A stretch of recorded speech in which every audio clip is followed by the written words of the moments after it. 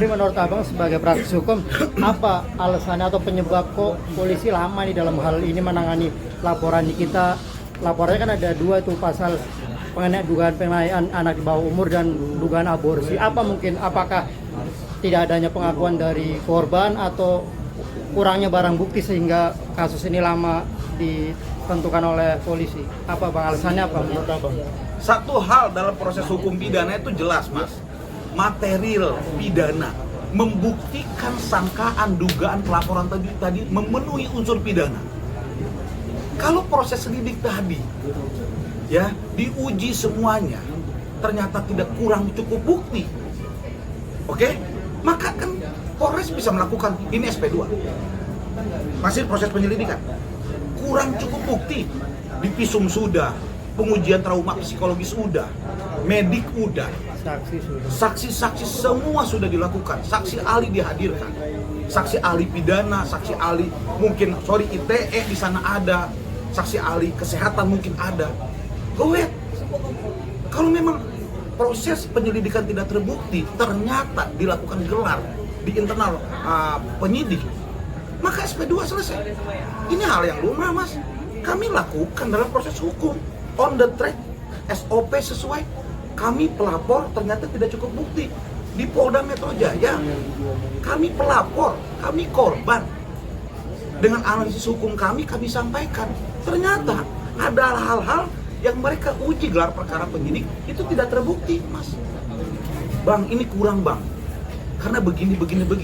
Fair, Mas. Yang akhirnya sudah cukup. Kami menyampaikan pada klien, Ibu, Bapak, ini tidak terbukti. Tidak cukup bukti, bukan tidak terbukti. Tidak cukup bukti dalam perkara pidana. Yang akhirnya terbit, Mas, SP2. Ini penyelidikan. Sekarang proses ini udah masuk SP3. Sudah SPDP. Kalau SPDP, Mas, tandanya tadi yang saya sampaikan di awal, sudah cukup terang perbuatan pidana oleh seseorang yang disangkakan pasal tadi, baik pasal primer ataupun yang sekundernya atau tersiernya. Kan ada beberapa pasal dan undang-undang yang disangkakan. Oke? Itu yang terjadi. Tandanya sudah terang pidananya. Kalau terang, Mas, itu sudah memenuhi minimal 2 alat bukti. Tandanya apa? Saat memastikan gelar perkara akhirnya terbit SPDP, penyidik Reskrim Unit PPA sudah cukup punya keyakinan bahwasanya perkara ini cukup terang pidananya. Tinggal diuji siapa yang melakukan aborsi ini, siapa yang melakukan persetubuhan ini, misalkan siapa yang melakukan pelecehan seksual ini, siapa, apakah terlapor atau ada yang lain, atau ada pelaku lain, diduga pelaku.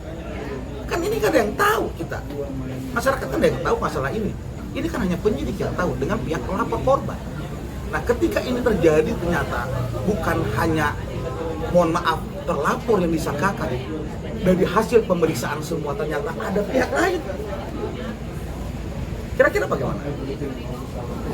Apakah ini bisa lanjut? Apakah harus ada pelaporan baru? Kan mekanisme hukum acara pidana di sana. Nah, disinilah perlu adanya strategi dan pendekatan PH dari pihak pelapor korban kepada pihak penyidik. Ya, kami ini memahami proses praktik ini gitu loh, karena memang kami dalam profesinya tersebut tentunya pasti dilakukan gitu loh, itu Mas. Bang, berarti boleh dibilang tadi abang bilang artinya kalau udah SPDP artinya kan udah naik penyidikan di gelar perkara sudah dilakukan, artinya sudah terang kan, bukti sudah ada, ada perbuatan kejahatan ada. Betul. Berarti permasalahannya di sini apakah pelakunya bukan yang dilaporkan? Itu penyidik yang bisa, dan itu tidak menutup kemungkinan sekali lagi.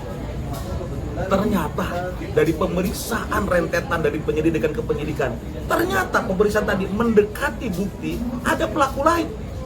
Tapi kejahatannya ada, tapi pelakunya bukan yang dilaporkan, begitu bisa ya? Jadi. Nah, bias ya Bang? Bias. Sekali lagi loh, saya bilang ini perkara hukum. Kami tahu loh praktik hukumnya. Tapi kan teman-teman masyarakat dan media bukan di situ. Tapi kan kami tahu praktiknya langsung, dan itu terjadi. Perbuatan pidana ini dahsyat, Mas. Ingat ya, material membuktikan betul apakah dia melakukan. Sekarang pasal pelecehan seksual saja, Mas, itu mohon maaf izin saya pernah menyampaikan di media, saya menyentuh bidang tertentu dari perempuan tubuhnya, dan perempuan tersebut tidak mengenal saya dan saya tidak mengenal dia, dan dia tidak berkenan saya dipegang, saya kena pasal pelecehan seksual. Ya, sama mbaknya nih, mbak media, saya tuh nggak sengaja, tapi ternyata saya punya mens rea, saya punya niat lain karena saya nafsu, mohon maaf, dan mbaknya nggak berkenan. Sedangkan mungkin mbaknya punya teman laki-laki biasa dengan profesi, ya oh lu gimana sih gitu, tapi mbaknya berkenan, nggak pelecehan seksual loh mbak. Kalau berkenan enggak. Iya, tapi kalau mbaknya berkenan, nggak berkenan, mbak bisa melaporkan saya. Contoh di transportasi umum, ya kita lagi duduk atau lagi diri, ada yang melakukan sesuatu hal yang melecehkan gitu kepada teman kita perempuan, itu pelecehan seksual mas. Paham nggak maksud saya? Itu pasal itu ada undang-undangnya TPKS, plus perlindungan anak, plus kekerasan dalam rumah tangga, plus pelindungan wanita. Apalagi kasus ini, misalkan dalam hasil visum medik terbukti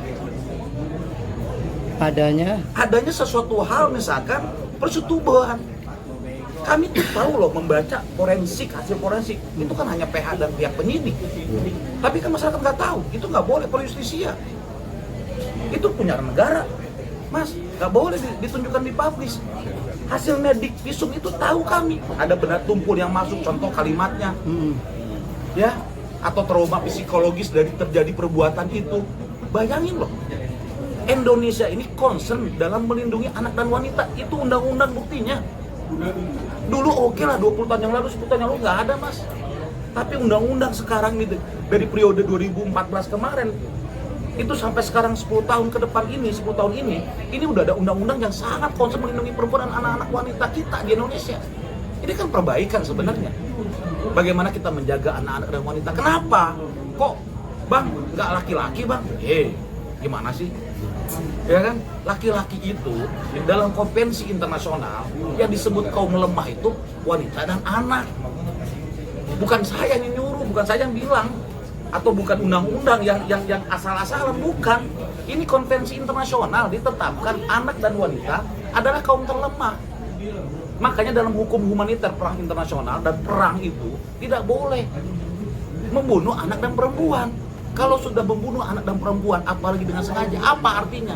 Ini yang terjadi, kejahatan perang yang terjadi mungkin, mohon maaf, di Palestina, di Israel ini, yang terjadi dilakukan oleh Israel. Karena anak dan wanita dengan secara terang benderang di mata kita itu terjadi pembantaian perang. Sedangkan hukum humaniter itu menetapkan tidak boleh membunuh anak dan wanita. Maka itu diadopsi oleh semua hukum negara-negara masing-masing di dunia ini. Salah satunya adalah Indonesia. Jadi Indonesia ini memegang itu untuk melindungi anak-anak dan wanita. Ini sekarang penegakannya bagaimana? Kembali. Contoh, di perkara hukum yang mirip seperti saudara LM ini, anak kita LM ini, adik kita LM ini terjadi mas di seluruh Indonesia. Silakan buka di berita.